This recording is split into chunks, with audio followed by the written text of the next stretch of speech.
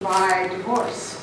We get knocked into meaning by serious illness. We get knocked into meaning by death, the loss of people or loved ones. We get knocked into meaning by the big changes. It seems like that's the way it happens. I don't know anybody who doesn't go through some big life change without discovering some new meaning. And yet we don't have to wait for the to get the change, to get the meaning. Let's start finding it right now. Because I look around and I still see that there's so much emphasis placed on pleasing parents, pleasing adult children, pleasing society, pleasing whatever groups that we're in. There's so much external pleasing. There's still so much external status symbol. There's so much external focus on stuff, acquiring stuff as a status. That's all well and good, but is there deep meaning in it? I'm just trying to move us from, it's okay to have all these wonderful things in life, but does that really truly give us the deep meaning that we're searching for? And whatever we're in, can we find it? This one I'm going to read. Same book. Perspective. There was an Italian psychiatrist who wrote a parable. This parable is about interviewing 3 stonecutters building a cathedral in the 14th century. The effect of their sense of personal meaning on their experience of their work is the same as the effect that it has for us today. I read that wrong. It's the same as the effect, the meaning of their, third time's a charm. The effect of their sense of personal meaning on their experience of their work is the same as the effect meaning has for us today.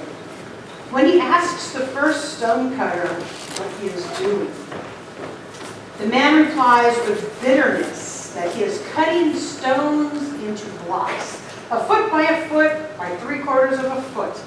With frustration, he describes a life in which he has done this over and over and over and will continue to do so until he dies. The second stonecutter is also cutting stones into blocks, a foot by 3/4 of a foot. But he replies in a somewhat different way. With warmth, he tells the interviewer that he is earning a living for his beloved family. Through this work, his children have clothes and food to grow strong. He and his wife have a home which they have filled with love. But it is the third man whose response gives us pause.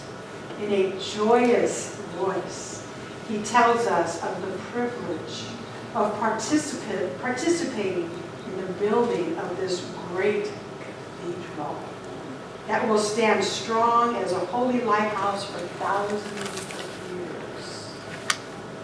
Same job, completely different meaning. Powerful story. Are we looking at what we're doing as bitterness? I'm going to do this over and over. Are we looking at it with warmth? This is providing for my family. Or are we looking at it with vision? I am creating stones for a great cathedral, which will stand long after that guy is gone. Same job, different meaning. Our perspective and the meaning we give stuff has more to do with our life experience than the thing itself. Than whatever we're going through, whatever experience it is, it's not an experience. We can whine and complain about an experience, or we can look for the silver lining, or we can participate in the vision. Same experience. So in this philosophy, we don't say you get to blame somebody. It's your fault that I'm having this experience or this feeling. We don't get to do that here. Because we say that we are co-creating with the power that is greater than we are. We get to co-create our own life. So let's choose to add meaning to our life. We can right now look at anything in our life that we might be complaining about. And can we change, can we find meaning in it? Can we bring it to a place of understanding vision? I think we can. I think we can. So I said our focus changes from teenage to adult, and usually what that means, in my experience, is we move into more authenticity, we move into more our sense of our individual selves as we grow up, yes? So this next little PowerPoint cartoon gives us a little insight. See this funny looking llama with the hat? Why do we go on and on about individuality being the very essence of who we are, and then accepting grading level of conformity versus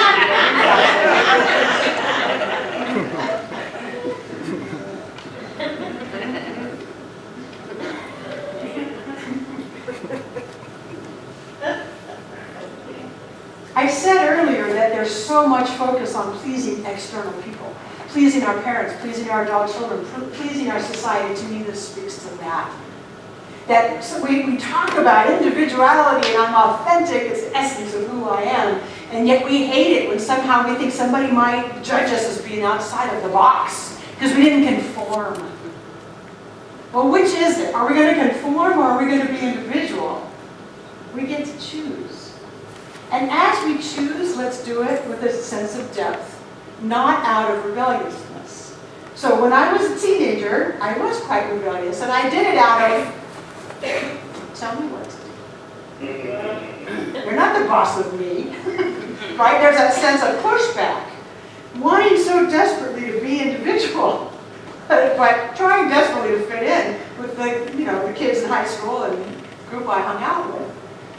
Now, it's a different sense. It's a sense of, I'm an individual. I don't have to conform, but it doesn't have to be this.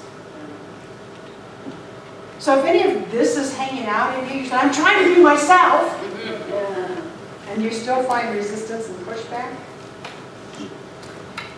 that's the time where we go within. That's the time where we ask ourselves, what's the meaning here? So that I don't have to be resistant, I don't have to be rebellious, I don't have to push back. What does being an individual mean to me anyway? What does being authentic mean to me anyway?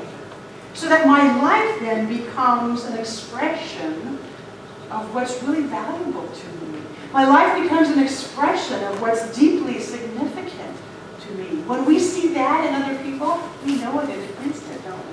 When we know that a person is giving what's important to them versus when a person is fighting, don't make me conform. I feel the difference on the inside, and I see the difference on the outside. So taking that sense of depth and letting it express, because that was one of the words of meaningful, was expressive. Expressing ourselves in meaningful ways means we have to get in touch with it first. Gosh darn it, humans don't really want to do that very much, do they? We got to sit still, we got to be quiet, and we got to get in touch. And sometimes we have to ask ourselves the hard questions. Where it's just easier to go about the routine. It's just easier to do what the world mandates and just keep going. To sit still and think takes patience, takes practice, but so worth it. So last night, I got to watch the award ceremony for our high school art contest.